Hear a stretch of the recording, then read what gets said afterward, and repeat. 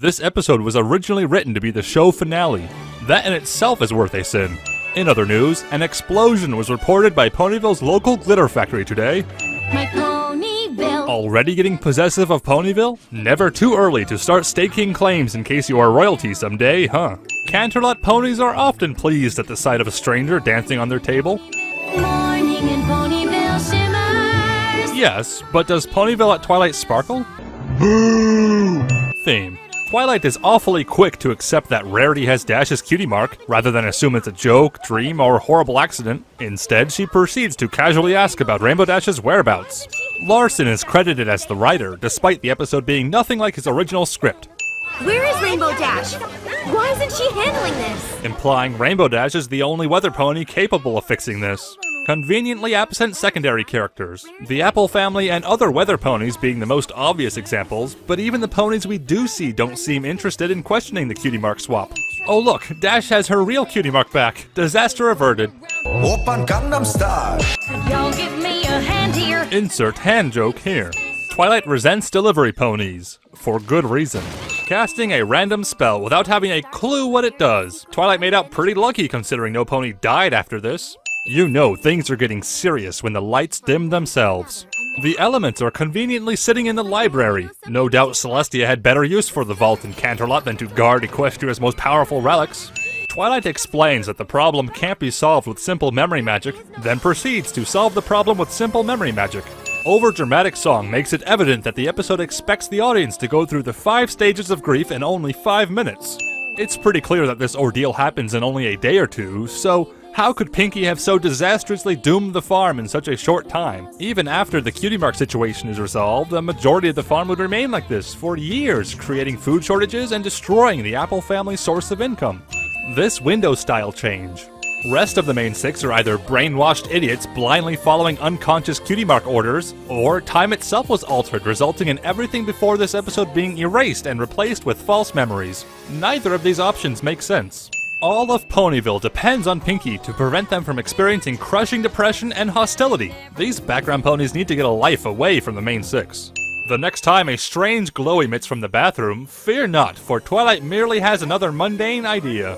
Are the animals upset with Rainbow Dash's care, or are they upset about her replacing Fluttershy? Were their memories arbitrarily affected by the spell as well?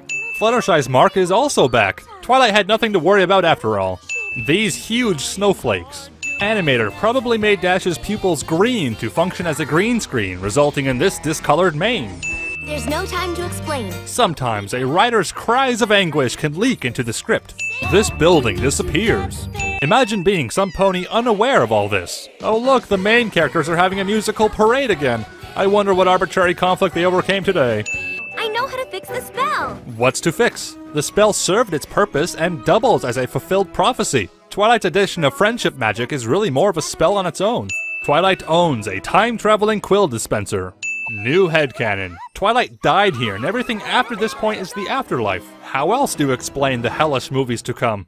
Applejack exclaims, "Where on earth did she go?" But in Equestria, this translates to, "Where on dirt did she go?" We do know Celestia has been looking for a pony predestined to be the Princess of Friendship, but we still don't know how or why Celestia would know all this. The show's canon gets more and more fragmented as time goes on, but this episode was the tipping point. Random green dots animation error. The number of stars on Twilight's cutie mark always corresponded with the main 6, although here we see 7 stars.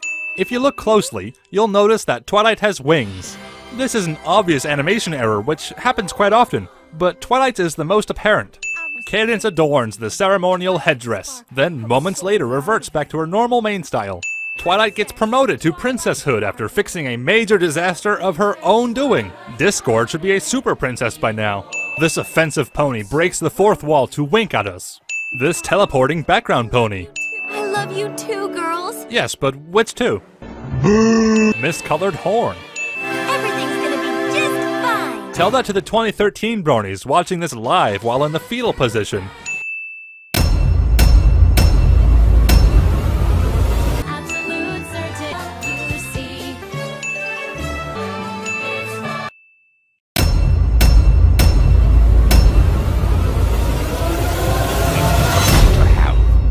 Money.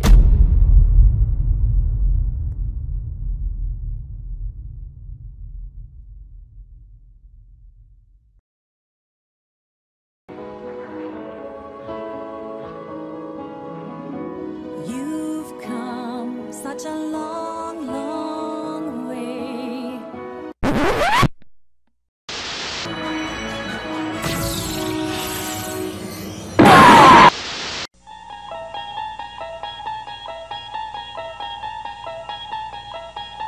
You unlock this door with the key of imagination. Beyond it is another dimension. A dimension of sound. A dimension of sight. A dimension of mind. You're moving into a land of both shadow and substance, of things and ideas. You've just crossed over into the Twilight Zone.